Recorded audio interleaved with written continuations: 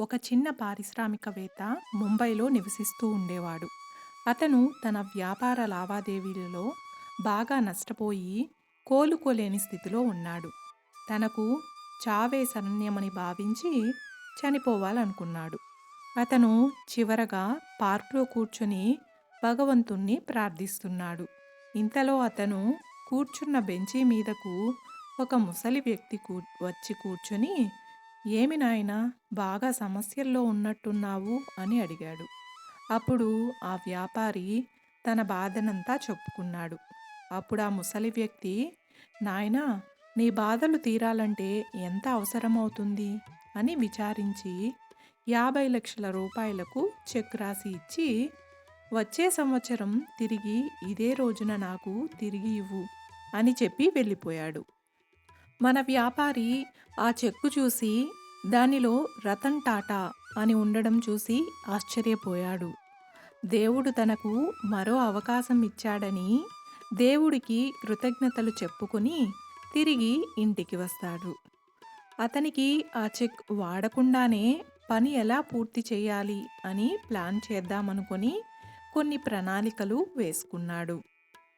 అవన్నీ సంతృప్తిగా అనిపించి తెల్లవారిన తరువాత వాటిని అమల్లో పెట్టాడు. తన వ్యాపారానికి ముడిసరుకు రవాణా చేసినందుకు డబ్బు ఇవ్వవలసిన వారందరినీ సమావేశపరిచి తన పరిస్థితిని వివరించి వారి డబ్బు 30 రోజుల నుండి 45 రోజుల్లో చెల్లించేస్తానని చెప్పి ప్రాధేయపడ్డాడు. అదేమి చిత్రమో, అందరూ దానికి ఆమోదయోగం తెలిపారు. అలాగే 15 రోజుల పాటు వడ్డీ లేని రుణ సదుపాయం దొరికి కొంచెం వెసులుబాటు కలిగింది.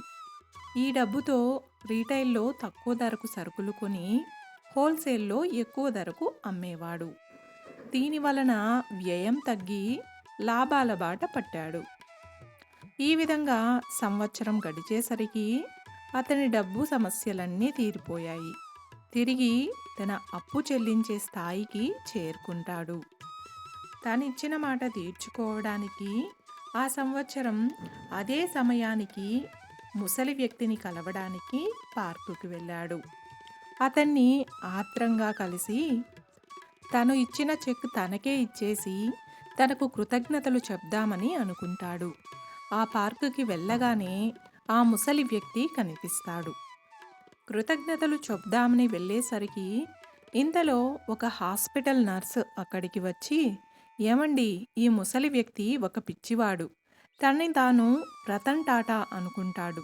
మిమ్మల్ని ఏమీ ఇబ్బంది పెట్టలేదు కదా" అని క్షమాపణ అడిగి ఆ ముసలి వ్యక్తిని అక్కడి నుంచి తీసుకెళ్ళిపోయింది. అప్పుడు ఆ వ్యాపారి ఆశ్చర్యపోయి మరొక మారు ఆ చెక్కును పరిశీలించి చూస్తాడు. అది ఒక చెల్లని చెక్కు అని అప్పుడు తనకు అర్థమవుతుంది. తనను గెలిపించింది కేవలం ఆత్మవిశ్వాసం అని, అది ఉంటే చెయ్యలేనిది ఏదీ లేదని అర్థమవుతుంది. ఈ మాత్రం దానికేనా తను చనిపోవాలనుకుంది అనుకున్నాడు. క్షణికావేశంలో తీసుకునే నిర్ణయాలు సరికాదు. ఆత్మవిశ్వాసంతో ధైర్యంగా సమస్యలు ఎదుర్కొంటే సాధించలేనిది ఏమీ లేదని భావిస్తాడు. చూసారు కదండి, ఈ స్టోరీ మీకు నచ్చినట్లయితే ఒక్క లైక్ చేసి నా ఛానల్ని సపోర్ట్ చేయండి. ఇంకా మరెన్నో ఇంట్రెస్టింగ్ స్టోరీస్ కోసం నా ఛానల్ని సబ్స్క్రైబ్ చేయండి. Thank you. Thanks for watching.